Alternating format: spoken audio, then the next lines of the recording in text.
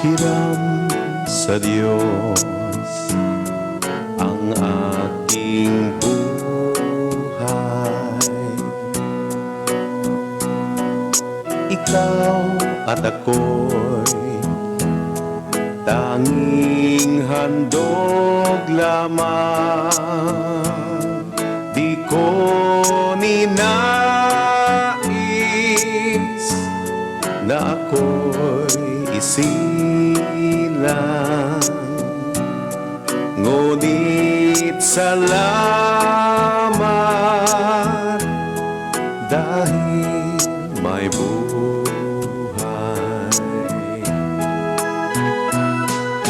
Ligaya ko na ako'y isilang, pagkatao ay mayroong dangal. Sinong may pag-ibig, sinong nagmamahal, kung di ang tao, Diyos ang pinagmulan. Kung di ako umibig,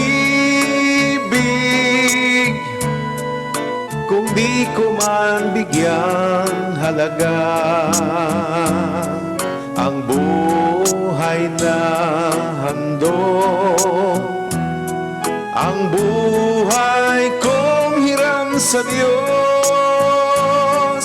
Kung di ako nagmamahal, sino ako? Ligaya ko nang ako'y isilang, pagkatao'y ay mayroong dangal.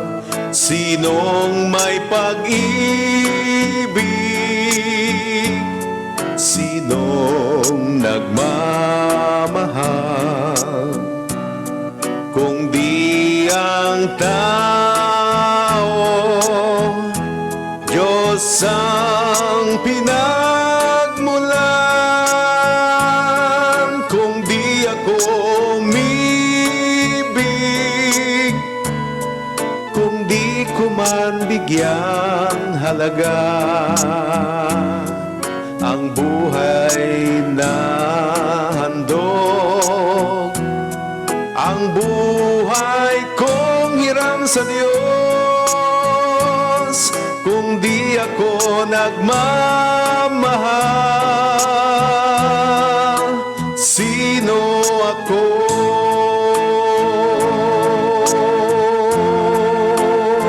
Kitang tanan higala, kining atong kusog, kining atong kinabuhi, kining atong gininhawa. Ginoo man dalas Ginoo. Tunay panahon, paningdon sa tag-iya. Kining atong kinabuhi po higala dinhi syuta, lumalabay lang ta. Dili ta permanente dinhi. Wa nga nita kasabot kanos atama mahuman ning atong kinabuhi. Pero ang tanan higala is useless lang without love. Bisan pag sikat ka kayo, famous ka, kaila ang tanang tao tibok baybay o tibok kalibutan, basta way gugma, useless lang higala. Faith, hope, and love, kinakadako higala ang love. The greatest is love. Pero kung tugkaron higala ang gugma, way laing susama kadako sa pagigugma sa Diyos Amahan nato. Pero the greatest love nag-iingon sa bigtiya higalin agape na Diyos nun nga gugma. This is the love na nag-ingon nga unconditional love.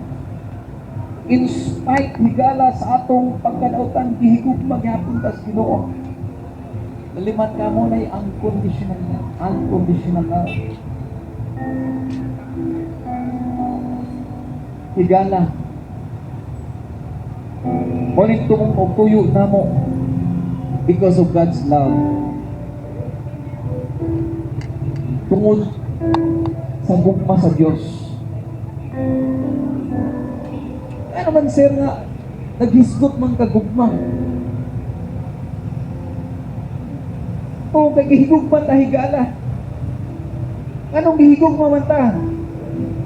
O kay miserable ang tanang tao higala. Apil ako, ug ikaw. Sultihan ta kahigala nga kitang tanan miserable. Kung kay kitang tanan makasala, ug ang bayad sa sala, mga kaigalaan ko mo ang kamatayon. Ang kamatayon, gidefine separation. Pagkahimulag, higala. O ni pinakadelikado, doon kayo naglangkog, nagsulti ka na ito, higala. Sa giingon nga forever or eternal. Kung walay gugma sa Ginoo higala, kitang tanan ngadto sa linaw nga kalayo. Pero salamat lang sa Diyos Amahan. Kanay gugma siya kanato. That's why yang gihatag ang bugtong anak mo si Jesus. Nagingon sa John chapter 3 verse 16, For God so loved the world that He gave His only begotten Son, that whosoever believeth in Him should not perish but have everlasting life. Gigugma sa Diyos ang mga katawhan ng gana. Ug sa ingon ni anak, gihatag niya ang bugtong anak mo si Jesus. Ug si bisan kinsa mo salig kaniya, dunay kinabuhi nga walay katapusan. Pero higala, kanang pagsalig diha, dili lang na ego. Dili lang na ego higala. Tuod kay nga no, bisan si Satanas nangurog pa o nangurog pa ug musalig usab, isalig usab sa Dios. Nana siya sa Jacobo kapitulo 2 bersikulo 19. Ang yawa nagakurog ug bituo usab. Nag-ingon po ng pulong sa Ginoo sa bisan kinsa mo salig o butuo. Dunay kinabuhi o walay katapusan. Sa pa si Satanas pud ay kay tuo natupod sa langit. Ang giingon diha higala, kinahanglan mo salig ka sa Dios. Higala ang buot pasabot ni anak, ang pagsalig sa Ginoo nga dunay buhat. Kasi ang pagtuo nga walay buhat, patay higala. Ang pagtuo nga walay buhat, patay. Giingon ni Santiago. Busa higala, saligan nato si Ginoong Hesus. Tuuhan nato si Ginoong Hesus. Himua siya nga Lord. Himua siya nga Ginoo. Isurrender nimong kinabuhi kay Satanas.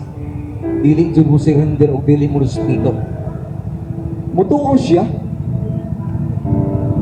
pero dili siya magayukbo. Dili siya musimba sa Dios. Dili niya himuon nga si Jesus Lord and personal Savior. Pero nagingon ang pulong sa Ginoo, ang tanang mga dila magsugid nga sa Jesus Dios o Ginoo, ug ang tanang tuhod magapiko ug magsimba sa yaha. Pero si Satanas dili na.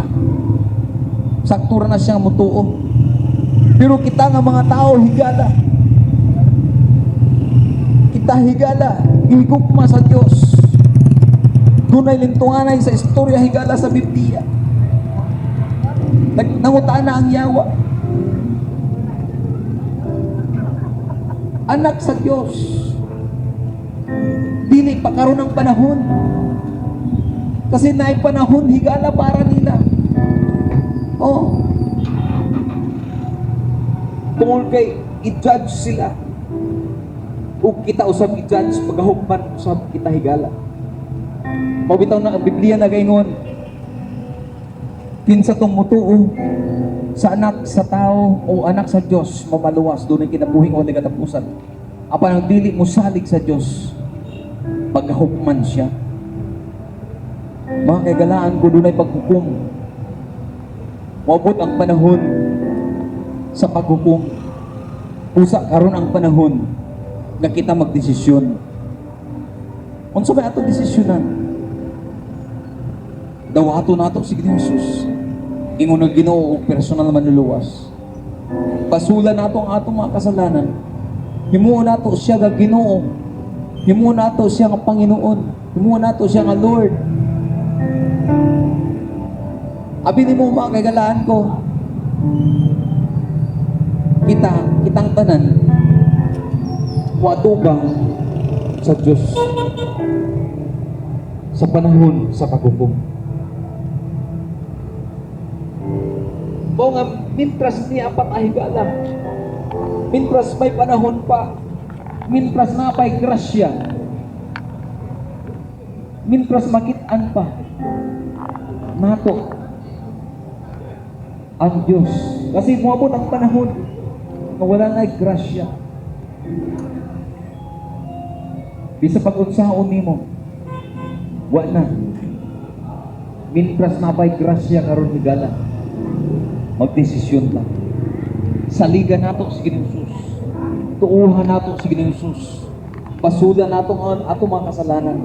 Sir, wa man ko nakasala. No. Umuingon ka nga wa kay sala. Namaka ka. Kaya kitang tanan makasala higala. Ug ang tanang makasala nanginahanglan ug manluluwas. Nanginahanglan og Kristo. Nanginahanglan higala kang Jesus Christ. Sultihan ta kahigala.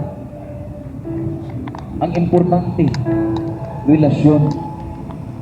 Kung saan man nato para magdunay relasyon. Dawata sige.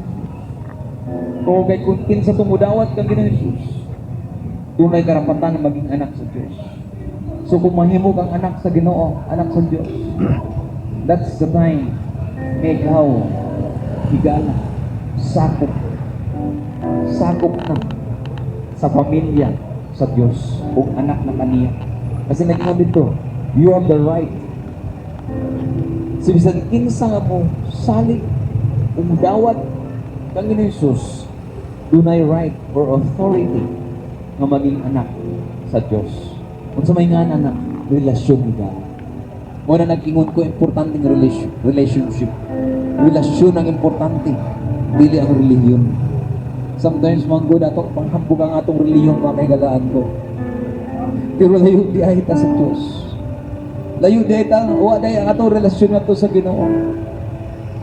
Muna importante higala, ang relasyon na ito sa Ginoo. Kanunay kang depende. Nagdepende sa Diyos.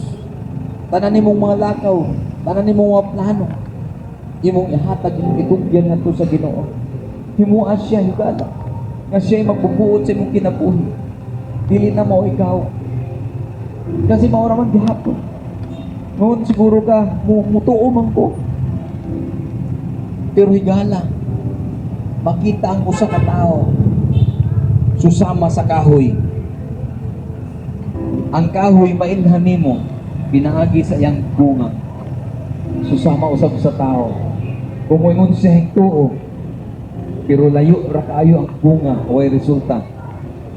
Ambot lang ka higala. Mao nga ni ami nagapahinumdum nimo nga gimahal ka sa Dios. You are loved by God. Ug dili gusto sa Ginoo nga ikaw may impyerno. Dili gusto sa Ginoo ikaw matugpawag sa kadautan. Kung sa dawata si Ginoo Jesus, higala.